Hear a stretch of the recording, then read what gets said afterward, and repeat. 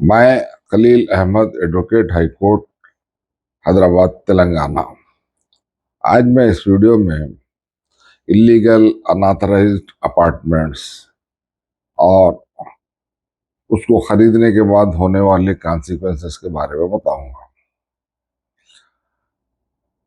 Apartment या flat खरीदना या मकान खरीदना हर एक के लिए ज़रूरी होता है,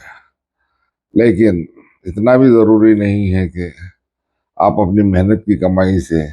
किसी गैर कानूनी शय को खरीद लेते हैं। आजकल हम देख रहे हैं कि हैदराबाद में कंक्रीट जंगल हर रोज बढ़ता जा रहा है और हर गली कूचे में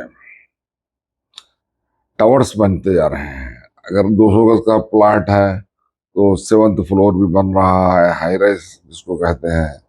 और कम से कम 6 फ्लोर, फिर पेंट हाउस वगैरह बनते जा रहे हैं। तो ये सब चीजें जो हो रही हैं वो जीएचएमसी कानून के खिलाफ में हो रही हैं, और जीएचएमसी भी रुपया लेके और कुछ मुराद हासिल कर लेके फिर वक्त खामोश है, और फिर सियासी दबाव एक तरफ है, और ये तमाम जो काम हो रहे हैं सियासतदानों की ताईद से हो रहे हैं, लेकिन आखिर में इसका नुकसान खरीदारों को उठाना पड़ेगा, क्योंकि कानून यही कहता है कि खरीदार को चौकन्ना रहते हुए जायदाद खरीदना है। लेकिन खरीदार अगर आंख बंद करके गैर कानूनी चीजें खरीदता है, बाद में कोसता है, तो कोई फायदे वाली बात नहीं है, क्योंकि खरीदार को नुकसान हो जाता है। तो हम ये बताना चाह रहे हैं कि आप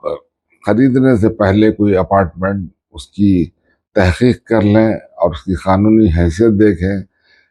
हम जो बता रहे हैं कानून यही इजाज़त देता है कि अगर 200 गज की जमीन का प्लाट अगर होता है और 30 फीट वाली सड़क के रूबरू, तो वहां पर सिर्फ G+2 का परमिशन मिलता है और 30% सेटबैक्स पे छोड़ना पड़ता है। लेकिन जो हम देख रहे हैं कि लोग सेटबैक्स बिल्कुल पैक कर दे रहे हैं, हत्ता के सामने जो सेटबैक छोड़ा जाना है मैंडेटरी, जिसको कम से कम 5.5 फीट या 6 फीट का बताया जा रहा है, वो भी नहीं छोड़ रहे हैं, और ना पार्किंग के लिए जगह रख रहे हैं, बल्कि डब्बे पे डब्बा चढ़ा के एक मीनार नुमा टावर बना रहे हैं, और उसको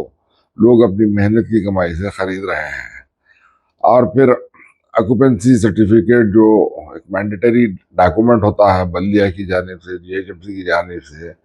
वो जारी भी नहीं होता। तो बिल्डर यही बोल के बेच रहे हैं कि 200 गज के प्लाट पर ऑक्यूपेंसी सर्टिफिकेट की जरूरत नहीं है, जो गलत बात है। Occupancy certificate completion of building के बाद हर बिल्डिंग को लेना जरूरी है, क्योंकि ये 200 गज की जो जगह है, 150 गज की जो जगह है, वहां पर जो मीनार नुमा टावर्स बन रहे हैं उसकी कानूनी हैसियत नहीं है, और ये वायलेशन करके जो बिल्डिंग बन रहे हैं उसको जीएचएमसी ऑक्यूपेंसी सर्टिफिकेट नहीं देती, और फायर सेफ्टी का भी तकाजा है, और ख़ास तौर पर रहने वालों की जानो माल की कोई गारंटी नहीं होती, कभी भी हादसे का शिकार हो सकते हैं। तो कहना यह है कि आप जब भी अपार्टमेंट खरीद रहे हैं तो उसका ऑथराइज्ड कंस्ट्रक्शन के बारे में देखिए, उसका अप्रूव्ड प्लान देखिए, और फिर सेटबैक्स देखिए, और फिर आप ऑक्यूपेंसी सर्टिफिकेट देखिए। देखने के बाद कानूनी मशवरा लेके मुतमईन होने के बाद ही खरीदिए। ऐसा नहीं है कि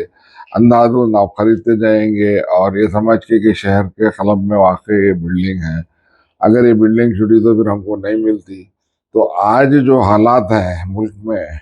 हर दिन बदलते जा रहे हैं। आप देखें कि जो बंगाल था, वहाँ पे जो हुकूमत थी उसको हटना पड़ा, और फिर वहाँ पे अब बीजेपी की हुकूमत आ गई। तो अब एक हिंदुस्तान में मॉडल रोल बनते जा रहा है यूपी का, बुलडोजर मॉडल रोल, और हमारे लोग समझ नहीं रहे हैं। खास तौर पर मुसलमान भाई हमारे जो है, बगैर सोचे समझे के जो बाहर से मेहनत से कमाई ला रहे हैं, वो ऐसे छोटे छोटे बिल्डिंगों को खरीद कर ये समझ रहे हैं कि एक फ्लैट खरीद लिए, मगर उस फ्लैट की हैसियत कानूनी तौर पर कुछ नहीं होती। और खुदा ना करे कि कभी भी तेलंगाना में अगर हुकूमत बदल जाती है तो सबसे पहले जितने भी पुराने शहर में हमारे गैर कानूनी तामीरात है वो मुनहदिम कर दिए जाएंगे। तो इन होने वाले नुकसानात को मद्देनजर रखते हुए आप अपनी दौलत को हिफाजत से रखिए और कानूनी तौर पर जो जायदाद अवेलेबल है उसी को खरीदिए, या नहीं तो हुदूद से बाहर जाकर भी अगर खरीदते हैं तो आपका पैसा सेफ रहता है। लेकिन अगर ये डब्बों में, ये जो मीनारों में गैर कानूनी तामीर जो हो रहे हैं उसको खरीदते हैं तो कल संगीन हालात होंगे और उन हालात का सामना आप नहीं कर सकेंगे और आपकी मेहनत की जितनी भी कमाई है रुक जाएंगी और फिर आप बेघर हो जाएंगे। तो इसीलिए मैं एक बड़ा चौकन्ना कर रहा हूँ एक कानून ना होने की हैसियत से कि अब तक जो हादिसात होते आए हैं मुसलमानों के साथ, कम से कम अभी समझ जाइए और संभल कर ऐसी चीज़ों को खरीद कर इनकी हौसला अफजाई मत कीजिए। और आप कानून के दायरे में रहते हुए ऐसी चीज़ खरीदिए कि फिर कल आपको उसको फरोख्त करने पे आपका माल वापस आ सके।